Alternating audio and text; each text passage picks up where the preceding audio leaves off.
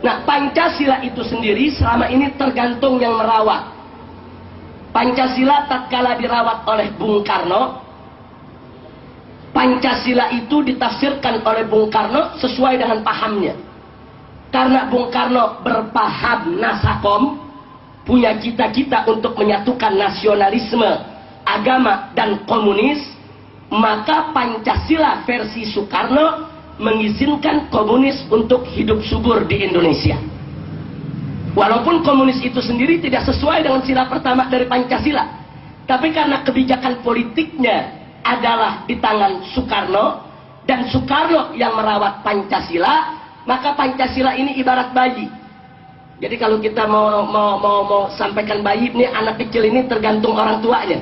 Mau dibikin Yahudi, mau dibikin Nasrani, atau mau dibikin apa? Persis, Pancasila seperti bayi ya Pak. Mau dibawa kemana?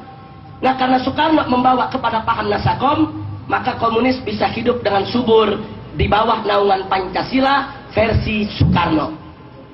Begitu Soeharto memimpin, berkuasa di Orde Baru, Soeharto ini berpaham kejawen.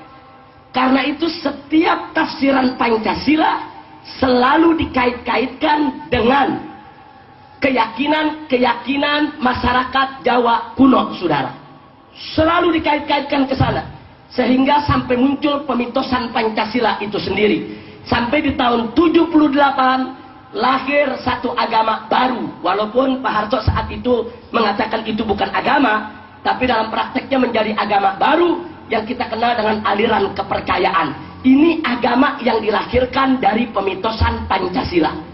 Karena Pancasila dijadikan satu mitologi, kemudian akhirnya melahirkan satu kepercayaan kepada Tuhan Yang Maha Esa yang membenarkan semua agama, lahir yaitu aliran kepercayaan pada tahun 77 yang kemudian pada tahun 78 dimasukkan dalam TAP MPR RI tentang GBHN. Nah, jadi kita bisa lihat Pancasila tergantung siapa yang rawat. Nah, karena Soeharto seorang anti PKI, maka PKI tidak bisa hidup lagi di bawah Pancasila versi Soeharto ya. Nah, kemudian begitu Soeharto tumbang, masuk ke era reformasi. Nah, sekarang begitu kita masuk ke era reformasi, Pak Habibie yang berkuasa. Nah, karena Pak Habibie ini walaupun merupakan sisa-sisa daripada Orde Baru, tapi masih punya visi keislaman. Sehingga di bawah Habibie lahir undang-undang yang membolehkan daerah istimewa Aceh untuk menjalankan syariat Islam yang tidak pernah terjadi sepanjang Orde Lama dan Orde Baru ya, kawan. Artinya di sini Habibie menafsirkan Pancasila dengan versi Islamnya, bahwa Pancasila ini harus dirawat dengan rawatan Islam.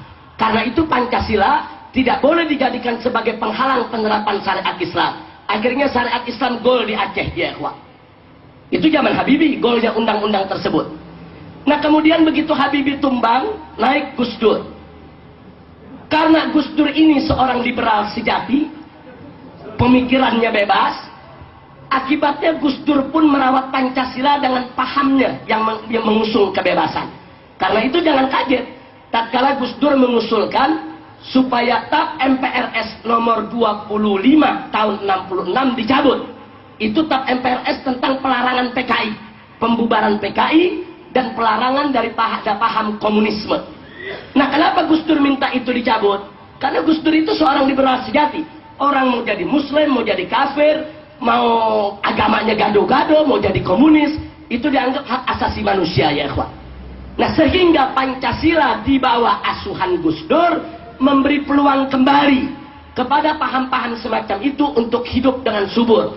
Makanya jangan kaget kemudian bagaimana partai-partai yang yaitu berhaluan ke kiri-kirian itu bisa hidup dengan bebas, bisa mengekspresikan dengan bebas, bahkan mereka bisa menjadi anggota DPR, kemudian bukan hanya sekedar anggota DPR, menjadi ketua komisi di DPR RI, dan berani langsung menulis buku dengan judul "Saya Bangga Jadi Anak PKI". Anak PKI masuk parlemen. Itu ditulis dalam buku. Kita tidak memfitnah.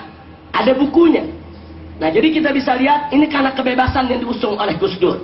Begitu Gus Dur tumbang, naik Megawati. Megawati pemahamannya tidak jauh berbeda dengan sang ayah ya ikhwah. Nah, jadi beliau ini mewarisi daripada paham ayahnya.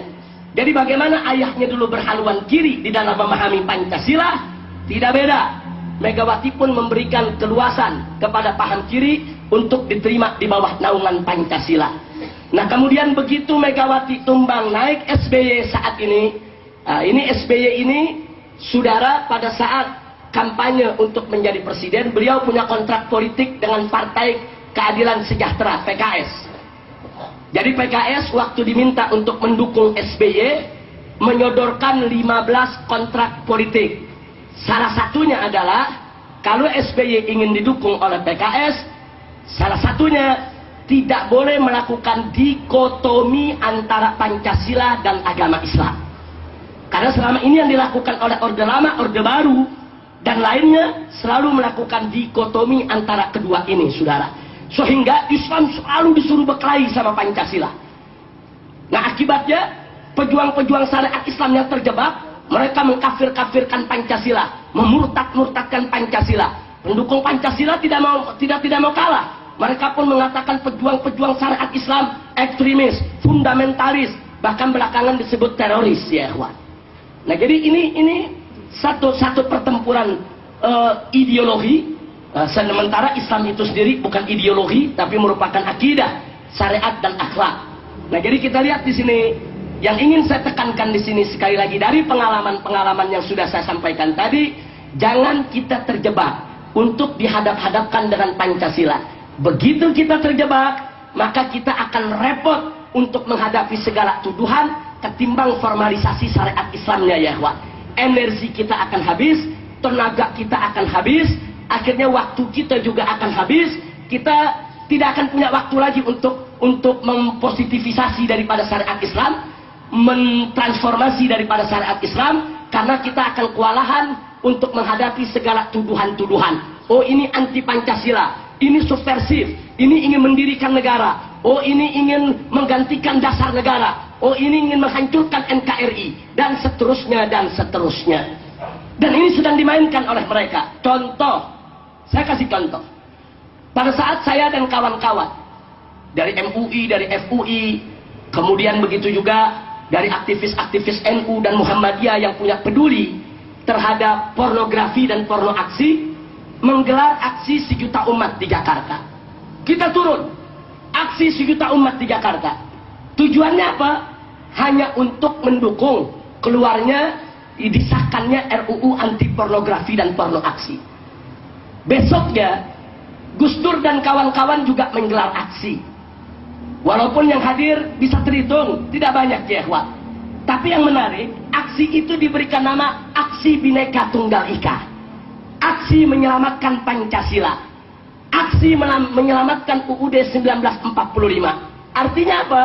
Gus Dur dan kawan-kawan mencoba untuk mencari momentum agar para pejuang syariat dihadap-hadapkan kembali dengan Pancasila ya ikhwan. Karena kalau itu berhasil, berarti pejuang syariat ini anti Pancasila, musuh Pancasila, mau mendirikan negara, mau membubarkan NKRI, mau merusak Bhinneka Tunggal Ika, dan seterusnya dan seterusnya. Tapi alhamdulillah upaya tersebut tidak berhasil. Nah, cuman kita mesti waspada. Upaya-upaya mereka yang anti penegakan syariat Islam akan selalu berupaya untuk mendorong kita dihadap-hadapkan dengan Pancasila. Maka itu jangan terjebak. Sekali lagi, jangan terjebak oleh apa yang mereka sedang upayakan. Maka itu di sini saya tuliskan Pancasila. Tidak ada satupun sila dari Pancasila yang melarang penerapan syariat Islam. Tidak ada.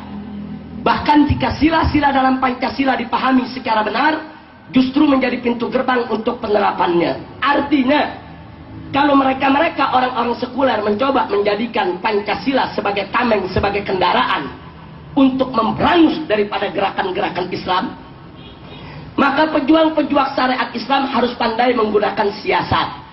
Jangan biarkan mereka yang menafsirkan Pancasila. Jangan biarkan mereka yang menerjemahkan Pancasila. Jangan biarkan mereka yang merawat Pancasila.